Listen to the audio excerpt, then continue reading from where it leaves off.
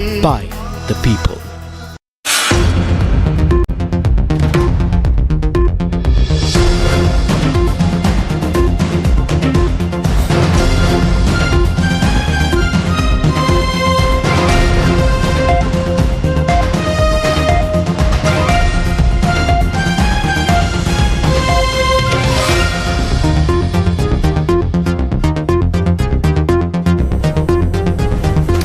A very good evening and welcome to Newsfirst Primetime News, coming to you live and direct from our Newsfirst studios here in Colombo. Today is the 12th of February 2024. For the Newsfirst team, I am Jana.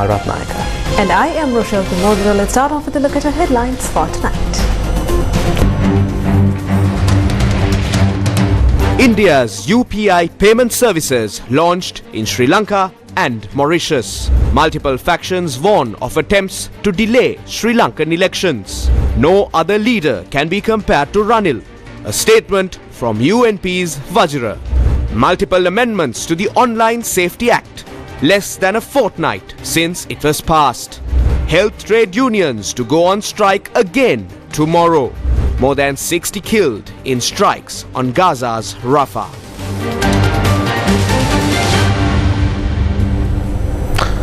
In our top story for tonight, the Prime Minister of India, Sri Narendra Modi, along with President Ranil Wickremesinghe and the Prime Minister of Mauritius, jointly inaugurated the launch of the Unified Payment Interface Services in Sri Lanka and Mauritius.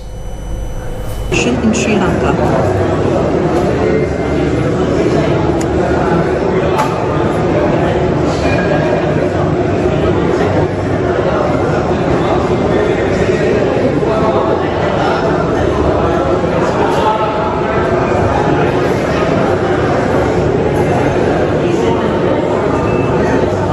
What is a Unified Payments Interface?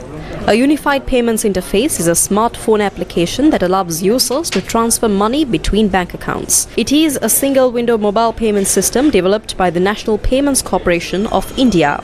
It eliminates the need to enter bank details or other sensitive information each time a customer initiates a transaction. The official Unified Payments Interface Services or UPI launch ceremony took place virtually with Indian Prime Minister Narendra Modi, Sri Lankan President Ranil Wickremesinghe and Mauritian Prime Minister Pravin Jugnauth in attendance. In addition, the central bank governors of the three countries were also present. President Ranil Wickremesinghe drew historical parallels, highlighting the long-standing economic links between Sri Lanka and India. Our museums hold a number of coins, South Indian coins of over 1,000 years old, which have been found in different parts of villages of the dry zone, an indication that the South Indian trading corporations were very active even in the villages. So what we are doing today is only upgrading it technologically. You no longer have coins, you have Lanka QR and the NIPL together. The transactions that go on between Sri Lanka and Tamil Nadu and Sri Lanka and Mumbai of such scale that this certainly is of valuable use to us, especially to the merchants. We have about, I think, 400,000 who are now engaged in this. So I look at this as an important part of the developing further connectivity between our two countries. ये हमारे लोगों के विकास के लिए हमारे commitment का प्रमाण है. Today we are connecting our historical relations in a modern digital way. This is proof of our commitment to the development of our people. Through fintech connectivity, not only cross-border transactions but also cross-border connections will be strengthened. India's Unified Payment Interface, that is UPI, is now performing a new responsibility, uniting partners with India. Even the smallest businessman in our smallest village is making digital payments because it has convenience as well as speed. India's policy is neighborhood first. Our maritime vision is Sagar, that is security and growth for all in the region.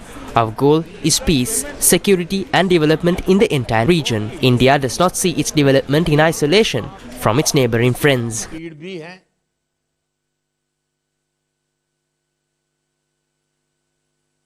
Unified Payment Interface or UPI is a digital payment gateway that is used to make transactions from a person to person or a person to merchant using a mobile phone. Now, this was launched in 2016 in India and is currently the most popular payment gateway in India. And as of today, this payment gateway was launched in Colombo, Sri Lanka to enable transactions through the Indian tourists to Sri Lankan merchants as well. At a press briefing at the Presidential Media Centre in Colombo, central bank officials and other partner organizations elaborated on how this works. Unified Payment Interface, or we call the old UPI, is the Indian instant payment system developed by NPCI. This interface facilitates interbank person-to-person transactions as well as person-to-merchant transactions. It is used on mobile phones and it provides a facility to transfer funds between bank accounts in India. It not be the same bank, it can be any bank in India. And it also has a feature that it will provide the facility to scan a QR code and to make a payment to a merchant. So that is the facility which has been extended to Sri Lanka when Indian tourists are traveling to Sri Lanka. Interoperability is the main feature which enabled us to link Lanka QR to UPI India. So because of its interoperable, UPI had to link to only one place, that is Lanka Pay. When they connect to Lanka Pay, they have the access to a heap of merchants in this country with this one single connection. So that came as a because Lanka QR is interoperable. After this implementation, when Indians comes to Sri Lanka, they don't need to bring cash. Instead of that, they can bring their UPI enabled payment app. There have been many illegal transactions happening and coming into the country and going out of the country, like Undial and Hawala systems, right? Is it also safe to say that one motive of bringing UPI to Sri Lanka is to mitigate such illegal transactions? Yeah, you can define it in that way as well, because like Mr. Jana mentioned, the money is coming in legal channels to Sri Lanka. Say for example, if an Indian comes with US dollars, so Indian rupee, he can give to someone else, but he will exchange and give the money, but he will not deposit in the bank account. So it will not capture in the formal system. But with this one, the money is coming in the formal banking channel, because from the Indian side, the app is connected to a bank account in India. And when it comes to Sri Lanka, QR is linked to a bank account in Sri Lanka. Minister Harin Fernando spoke about investing in Sri Lanka. Indian companies are taking over our airports, who will be managing our Sri Lankan airports, 3 airports, which is going to be a phenomenal decision, and it will really help us. Fuel tanks are taken by the Indian companies. Our solar power energy is provided by the Indian companies. This is one of the reasons I think the Indian External Affairs Secretary mentioned, if you are traveling somewhere, travel to Sri Lanka, because Sri Lanka is a part of India actually. There's loads of opportunity in Sri Lanka. If I were you, sell Mumbai and come to Sri Lanka and live there. Much cheaper life. Chalo, Sri Lanka chalta hai. Sri Lanka aapka intajar kar raha hai. When will Sri Lanka's elections be held? United National Party Deputy Leader Ruwan Wijewardene says Sri Lanka might hold its presidential election in October. However, allegations have been raised that the UNP is proposing to change the electoral map under the guise of a constitutional amendment. Against such a backdrop, when is an election likely to be held? What is the election that will be held? According to the Constitution of Sri Lanka, a presidential election must be held this year. It must be held between the 16th of September and the 17th of October in 2024. At the cabinet meeting on the 6th of February, Minister Bandhu Nagulawardene announced that President Ranil Wickremesinghe had submitted a special proposal for election funding. In his capacity as Minister of Finance, President Wickremesinghe presented a proposal to the cabinet highlighting a 10 billion rupee allocation for elections within the 2024 budget estimate. The President said both the presidential and general election expenses must be managed within this allocated budget. Now, all public finances is under the total control of Parliament, and Parliament has passed this budget. A budget that includes 10 billion rupees of funds allocated for elections. But it looks like this 10 billion rupees has now been allocated for the presidential election. Only the presidential election, because typically the general election is scheduled for 2025. However, the president now has the authority to dissolve parliament at any time. On the other hand, the Election Commissioner General has also requested 10 billion rupees for a 2025 general election. There are also concerns on how to handle the delayed provincial council and local government elections. This is a serious issue. Okay, here are some clear facts. The local government election requires a court ruling to proceed, and provincial council elections were originally scheduled for the 9th of March 2023, that is last year, but the government cited a lack of funds for the delay in the polls. Several parties challenged this decision in court, leading to an ongoing legal case. The court hearing has also been scheduled for the 9th of March. This leaves the Election Commission unable to act until a definitive ruling is issued. A legal framework specific to provincial council elections is also missing. Why is that? This makes the situation even worse. Yes, the presence of an election commission is critical, but a legal framework established through Parliament is also essential for conducting elections. Parliament failed to pass the delimitation report, and as an alternative, a committee chaired by the then Prime Minister, now President, was formed. But it is yet to issue a report. So there is currently no legal framework governing provincial council elections, and this raises the question, what are the next steps?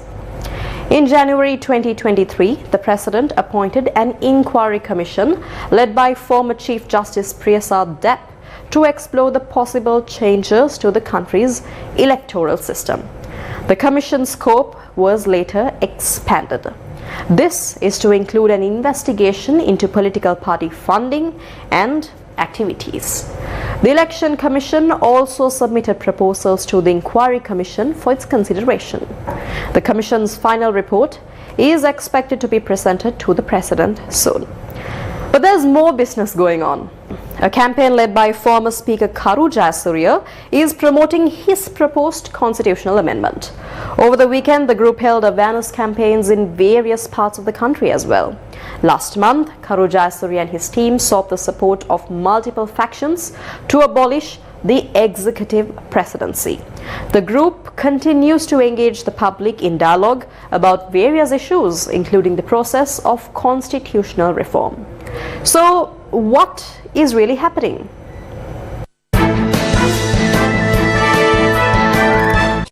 Former President and current chairman of the Sri Lanka Freedom Party Maithripala Sirisena commented on the matter.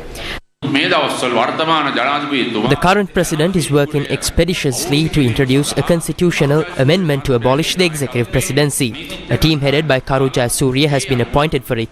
We cannot say whether it will be a referendum or a general election. A presidential election must definitely be held. Political parties cannot work with a proper plan in mind without knowing what sort of election will take place.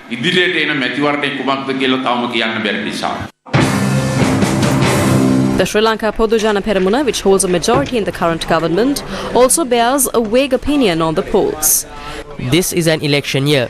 Either a presidential election, a general election, a different election, or even no election at all. We do not know either. There are historical examples of that. We were unable to conduct the local government polls due to the country's economic situation. Taking this into consideration, we cannot be sure as to which election will be held and when. Former Member of Parliament Hirunika Premachandra expressed the following. The Ranil Rajapaksa I know will never relinquish power earlier, but attempt to stay in power at least a minute longer. He might attempt to fiddle with the constitution and extend his term by another year.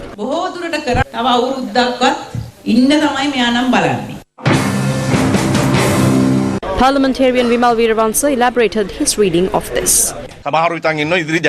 Some believe a presidential election will be held, but based on Ranil Wickremesinghe's antics, that election might vanish. The election might vanish through a certain constitutional amendment. So we need to understand that we are being further suffocated through this crisis, which will affect our future.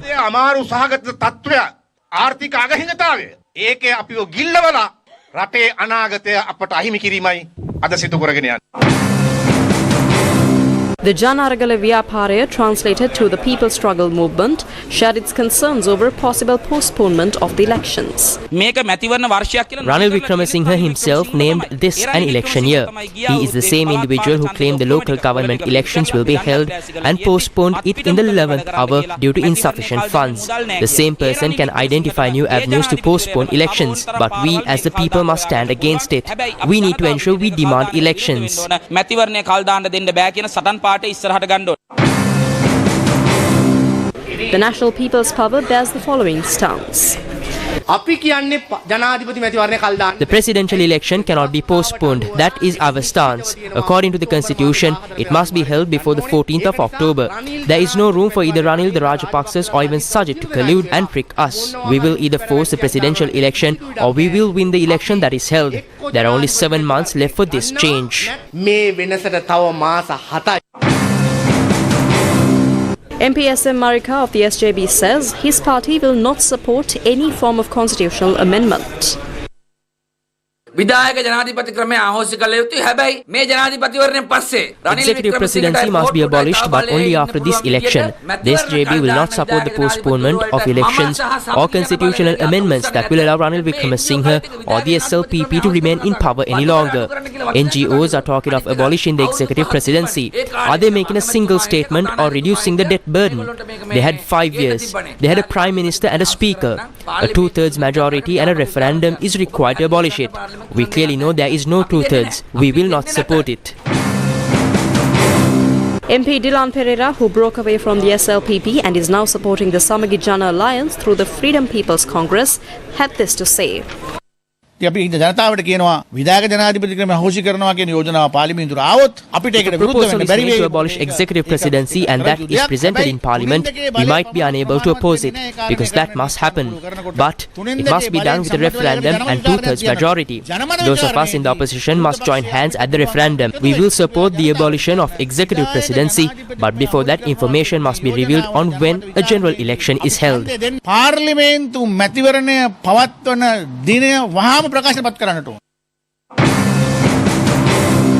The United National Party held constituencies over the weekend and senior representatives of the party expressed their views on the upcoming election at the Gampaha conference. We see this year as an election year. Sri Lanka might hold a presidential election by October, then a general election. We may hold a local government election. The plan will be decided by the leader of the United National Party. We are turning a new page in the history of Sri Lanka by the end of 2024. Ranil Wickremesinghe will be elected president with the most number of votes in history. There is no world leader parallel to Ranil Wickremesinghe. Joe Biden? No. The Chinese president? No. He is way below him. Our leader is the leader's leader. Putin started politics in 1999. Let's make a full use of this national treasure. Not even a mandate has been given yet. If Ranil Wickremesinghe contests, everyone will get together to defeat him because they know that if he takes it up, there's nothing to think about it for 10, 15, 20 years. Do not even try. The United National Party will not run for the presidential election. Other parties also need not run for this presidential election. We are gathering to bring victory as the national leader. No one but a madman will try to contest.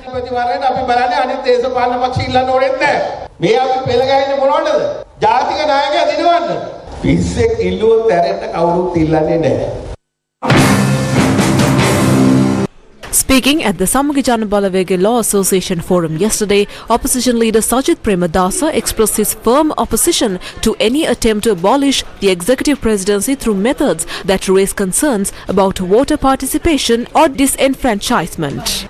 විධායක ජනාධිපති ක්‍රමය අහෝසි කිරීම තමයි අපේ Our policy is to do away with the executive presidency. However, we will not allow for any delay in holding the presidential election under the guise of abolishing the executive presidency. We are aware that various individuals and groups are being used to spread various views in society, stressing that the time is now to abolish the executive presidency. However, one must not forget that what exists is a dictatorial government that forcefully brushed aside the local government elections and violated the people's right to vote. Therefore, we will never support a government that tries to do away with the voting rights of the people. We will definitely abolish the executive presidency. However, we will ensure that the people have the right to experience a presidential election and exercise their vote at the election. අනිවාර්යෙන්ම අපි ලබා දෙනවා. President of the Bar Association of India, Prashant Kumar, also spoke at the event. In terms of rule of law in democracy, there is a World Justice organization which has developed a rule of law index. And worldwide, that index shows that there is a backslide of both democratic parameters and also governance parameters throughout the world since 2016. The electoral governments which are coming to power are exercising power or carrying out the governance on the basis of the majority they hold. Whenever government gets formed, it acted bipartisan within the rules to serve everybody, not just those who got elected. But a template has emerged throughout the world where now the appeal for election is not just that whom you are speaking to, who are your supporters, but also a new trend where you talk to your supporters, you send election messages to your supporters to the exclusion of others. What we are having in the name of democracy is what is called an electoral autocracy. So, like, we had coronavirus which keeps on mutating. Right now, world over, democracy is mutating.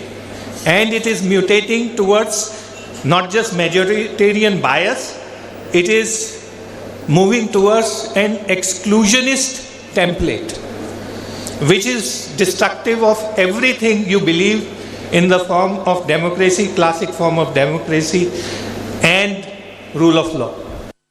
Former President of the Bar Association of Sri Lanka, President's Council Upul Jayasuriya, spoke about forthcoming proposals. There was this recent judgment that was delivered by the Supreme Court on 8 persons and an institution, the Monetary Board. The 8 persons are former President Gotabaya Rajapaksa, one-time President Mahinda Rajapaksa, then his other brother Basil Rajapaksa, Niwad Cabral, then Dr. Jayasundara, S.R. Artigala, W.D. Lakshman, Samantha Kumarasinghe, and the Monetary Board. We are proposing in this August Assembly that the law be passed to search out those who are responsible has been held by the Supreme Court by 4 judges for having deprived the coffers of the Treasury to the extent of 493 billion, and as has been held by the Supreme Court. And there shall be a law passed with retrospective effect to search out those people who are responsible for this carnage that made the entire citizenry of this country go on with a begging bowl. And we are moving that there should be legislation to be drafted and moved with retrospective effect. Former President Maithripala Sirisena embarked on a special visit to the United States. Sirisena initially travelled to New Delhi, India on board an Indian Airlines flight before connecting to the US. On to more local news, Attorney General Sanjay Rajaratnam in a statement said that the online safety bill amendments were made in line with the Constitution. His statement comes as a response to the statement previously issued by the Human Rights Commission of Sri Lanka, which highlighted constitutional inconsistencies in the Online Safety Act that was recently passed in Parliament. The Attorney General emphasized that amendments made to the online safety bill during the committee stage fully comply with constitutional provisions and the Supreme Court's specific directions. Attorney General, President's Counsel Sanjay Rajaratnam today addressed concerns surrounding the online safety bill, clarifying the roles of the Supreme Court, committee stage amendments and his own responsibilities. The Attorney General emphasized the court's constitutional power to review bills, citing Article 120, which grants them authority to, quote-unquote, determine any question as to whether any bill or any provision thereof is inconsistent with the Constitution. Responding to concerns about the legality of committee stage amendments, the Attorney General referenced the Supreme Court's decision, which acknowledged the practice of petitioners, lawyers and the Attorney General proposing amendments during hearings. He stressed that this aims to avoid inconsistencies with the Constitution, with the court ultimately reviewing and deciding on the proposed amendments. Citing Article 77, the Attorney General reiterated his duty to examine bills for violations of specific constitutional articles and provisions requiring special majority votes. He stated that upon discovering such violations, he would communicate his concerns to the President or Speaker as appropriate.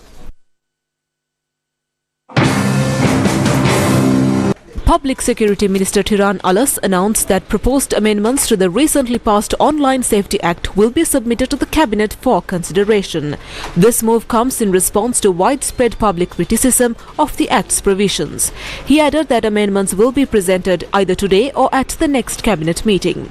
The Online Safety Act has been met with significant opposition from various groups. Amendments to the Online Safety Act that was passed on the 1st of February are to be introduced at a time when the Commission of Online Safety has not even been established and even before 2 weeks have passed since its passage. Less than 10 days after the bill was signed and became a law, 47 amendments are being prepared. While the bill alone has 58 clauses, why couldn't they wait for another month? How much money is being wasted in this country because of this arrogance?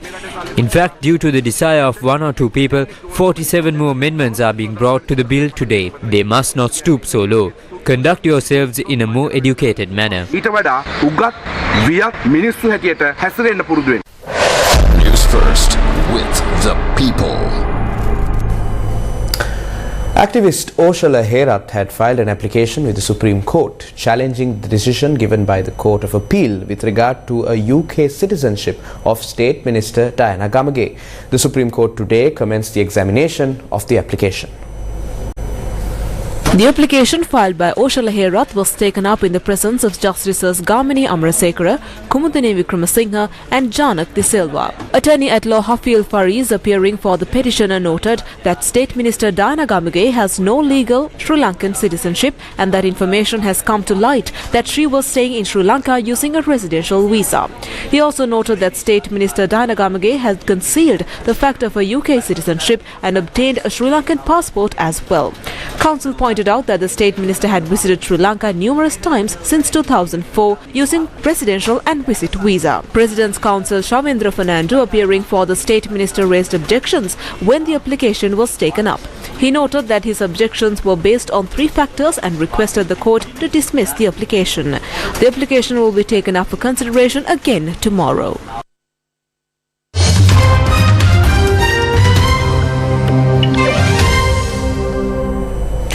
Now on to international news. Dozens of people, including children, have been killed as extremely intense Israeli airstrikes and shelling pounded multiple locations in Rafah overnight.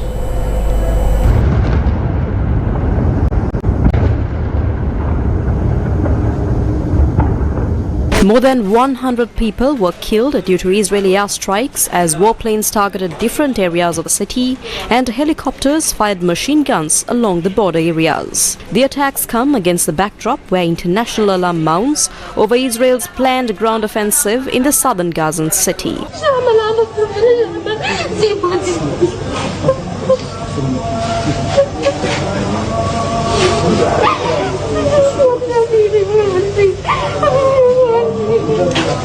Hospitals said medical facilities in Rafah cannot handle the large number of injuries due to the Israeli occupation's bombardment. Early this morning at 1:49 a.m.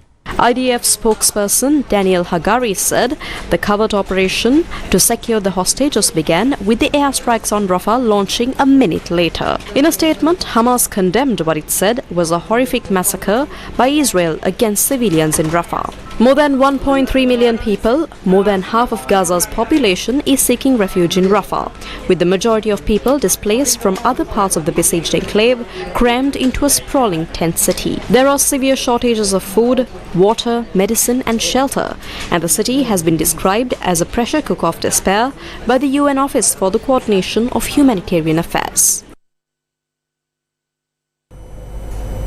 Pakistan's elections returned a hung parliament with no party getting enough seats in the National Assembly to form a government by itself. Now here are the details as to what it is likely to play out in the House in the days ahead as Pakistan tries to form a new government. Negotiations for a coalition government are taking place between former Prime Minister Nawaz Sharif's party with 75 seats and the party of Bilawal Bhutto Zardari with 54 seats, as well as other smaller parties.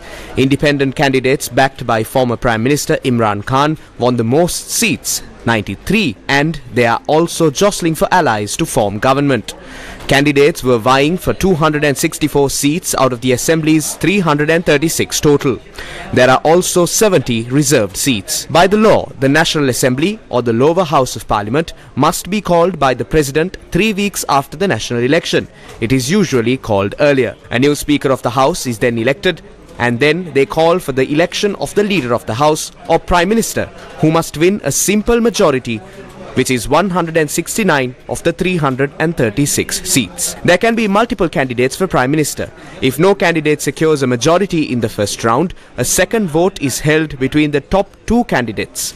Voting will continue until one person is able to secure a majority. Once a Prime Minister is elected, they take an oath and announce the cabinet. The caretaker setup that has been in place to oversee the elections then hands over power to the new government.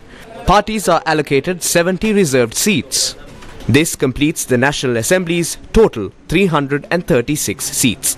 Independents are not eligible for reserved seats. If the independents want to gain reserved seats, they must join another party to form a bloc. The independents are running as such because Khan's Pakistan Tehreek-e-Insaf or the PTI was barred from these polls for breaching electoral laws. The National Unity Alliance has issued a strong condemnation of alleged attempts to manipulate the results of Pakistan's February 8th election, calling for decisive action from the international community and strict adherence to democratic principles.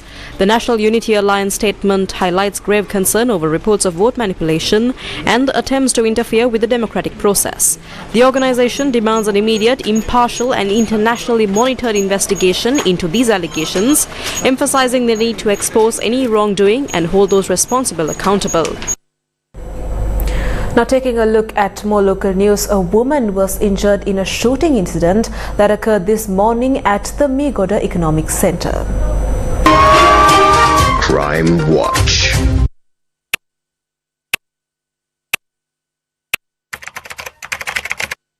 CCTV cameras captured footage of two people on a motorcycle arriving at the location of the incident.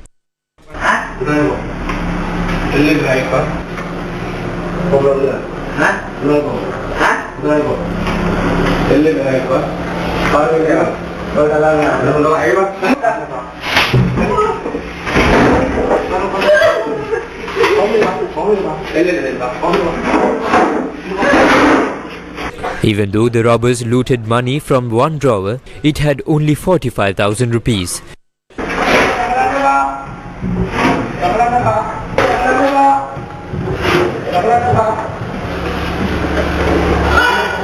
It was reported that they forced the woman at the store to open the other cash drawer.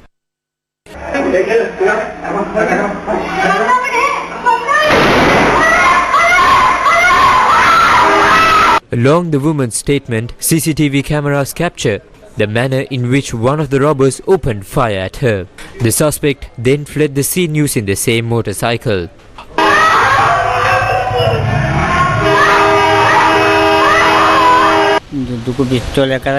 One person came into the shop with a big gun. with a big gun. The other suspect beat me and the girl and looted the money. They had dragged her already to this side when I got here. They got scared when people started coming this way.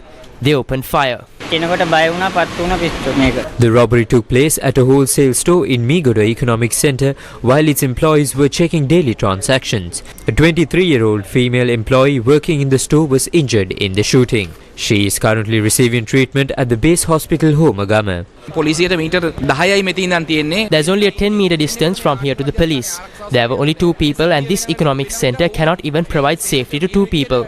According to employees of the store, the police officers were apparently sleeping inside the police post at the time of the attack.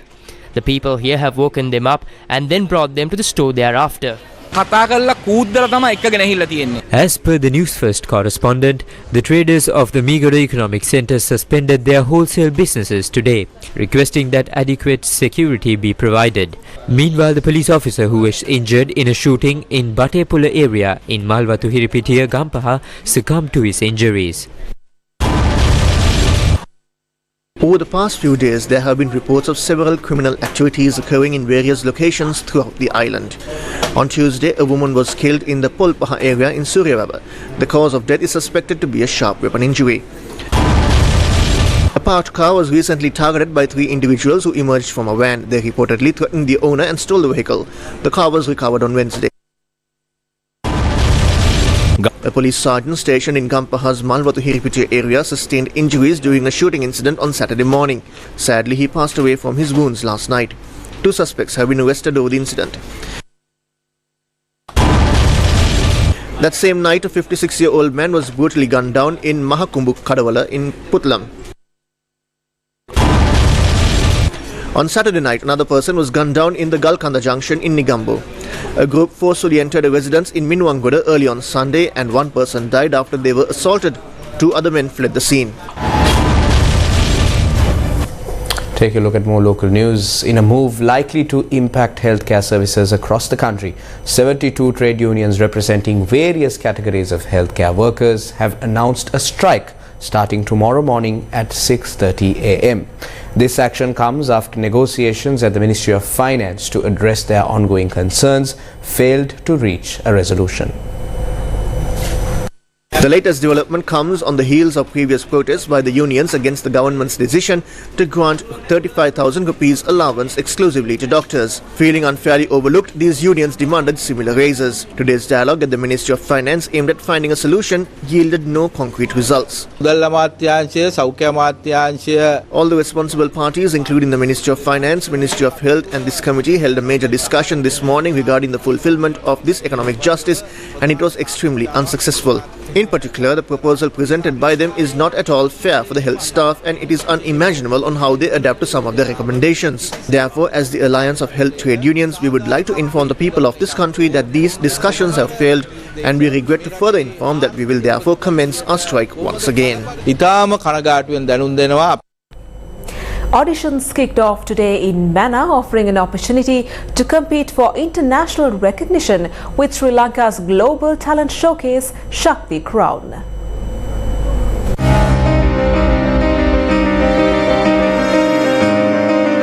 Following the phenomenal success of Shakti Junior Superstar and Shakti Superstar, Shakti TV brings you Shakti Crown, a groundbreaking reality music show unlike anything you've seen before. This unique venture, a collaboration between media powerhouses, Stein Studios and M Entertainment, promises to be a game changer, propelling Sri Lankan singing stars above the age of 15 onto the international stage. Hundreds of aspiring singers descended upon the Mana Urban Cultural Hall today.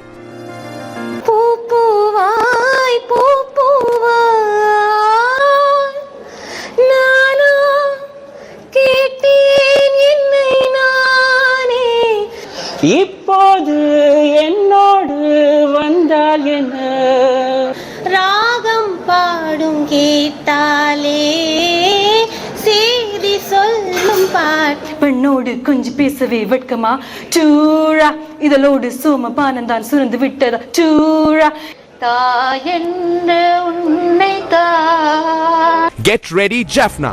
Tomorrow, your chance to shine arrives as the Shakti Crown auditions hit Veerasingham Hall. Thereafter, auditions will move to Trincomalee, Batticaloa, Kandy, Hatton, Matale, Deniaya and the Stein Studios in Rockmalana. Justice for plantation workers. Old story, new story, same story.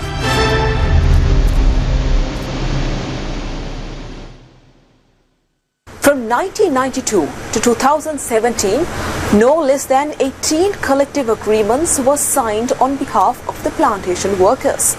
In 1992, the daily wage was 72 rupees. By 2024, it's 900 rupees. They survived COVID, but can they survive the current economic calamity?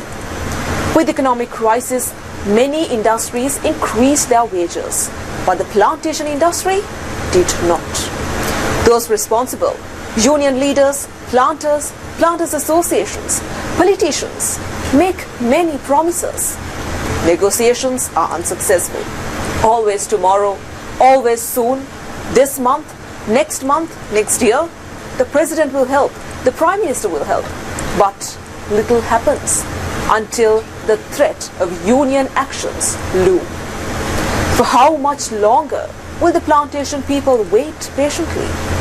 The cost of living has increased tremendously, but still there's no increase in wages. Doesn't the lack of progress toward better wages show the utter incompetence of leaders? Many collective agreements, the Ceylon Workers Congress, the Lanka Jataka Estate Workers Union, the Planters Union Alliance, these three unions make many promises, negotiate for months with planters associations. Finally, they sign a 2-year agreement. But always the next agreement is delayed. 2 years turns into 3 with the same wages paid. And when an agreement is finally signed, there are never any arrears paid. That never seemed to be an issue for the political leaders, but it's always a problem for the workers.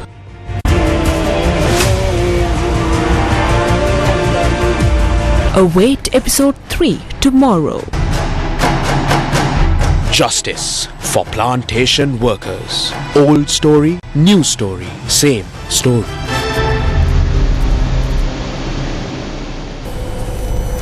Sri Lanka's tank cascade system is an ancient means of storing water in the country's dry zone, and it has mesmerized many across the world. Today is also day 9 of the Jala rally that seeks to invoke blessings on the country and her people.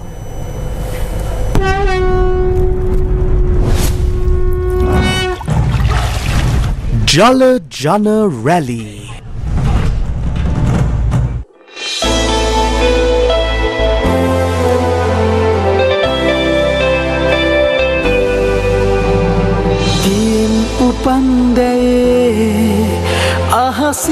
Who are the rightful owners of the country's natural water resources?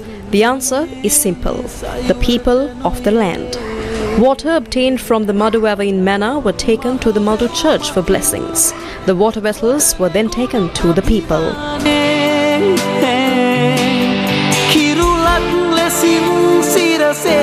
Water was also obtained from the Periyapandi Virichan well and the Tachana Marudamadu well and then placed on the special platform. In Shila, water was obtained from the Nagammala well and Devalahandia well in the midst of religious observances. Masses flocked to the streets to witness the rally. The Jala rally proceeded to the Chila Muneswaram Kovil for blessings, while also raising awareness on Sri Lanka's ancient cascade system.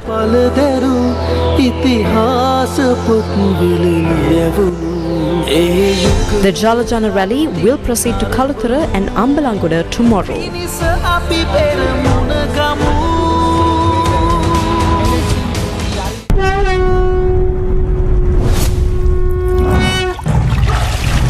Jana rally. And with that, it's a wrap of Primetime News for tonight. Thank you for watching. Good night.